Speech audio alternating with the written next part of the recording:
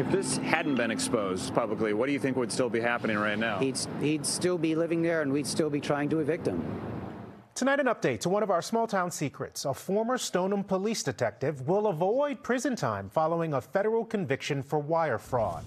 As you might remember, that criminal case was triggered by a report from the NBC 10 investigators, which uncovered a long history of stiffing landlords and delaying evictions. Our Ryan Kath broke this story and was in federal court today when the judge decided the fate of the disgraced former cop. Ryan, what happened? Priscilla, our reporting already cost Robert Kennedy his career of more than 20 years as a Stoneham police officer. But despite an argument from prosecutors, the judge decided his punishment should not include time behind bars.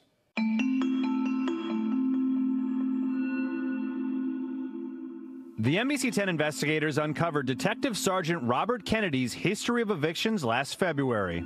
We found Kennedy and his girlfriend racked up more than $50,000 in unpaid rent at 2 different apartment complexes. During that time period, payroll records showed Kennedy earned more than $500,000 with his 6-figure salary as a Stoneham cop. Why aren't you paying your rent? In the wake of our investigation, Kennedy retired from the police department and was later arrested by the FBI and charged with wire fraud.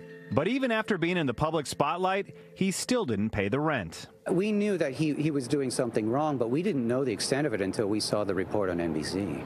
Peter Goldstein contacted us when he recognized his tenant in our story. He later told a federal grand jury how Kennedy immediately provided a business card to build trust, then bounced 2 checks and used a family member's social security number to score a clean credit report. It took Goldstein and his wife 7 months to finally evict the police officer who'd been living at their property rent-free. I wanted to show how much he hurt us, how much he hurt the community, and the pain that he caused for our family.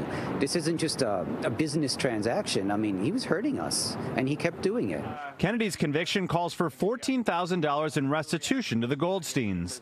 But instead of prison, Judge Denise Casper sentenced Kennedy to 2 years probation with 90 days of home confinement, along with counseling for gambling. One last opportunity. Why did this happen? He's not going to make any statements. After the hearing, Kennedy let his attorney do the talking.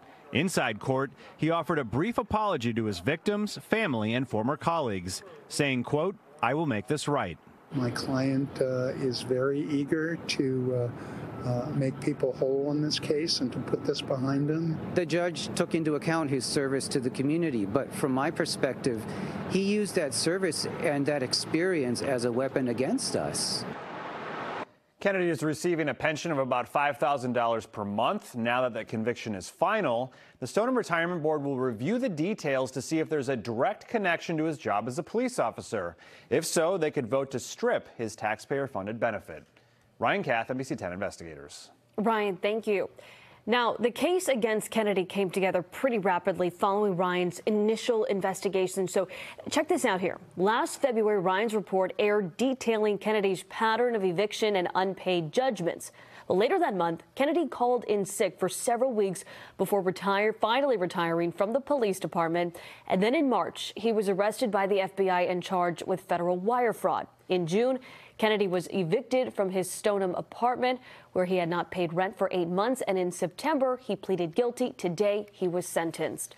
Also, this investigation started with a viewer tip. So if you do have your own small town secret, email it to tips@nbcboston.com.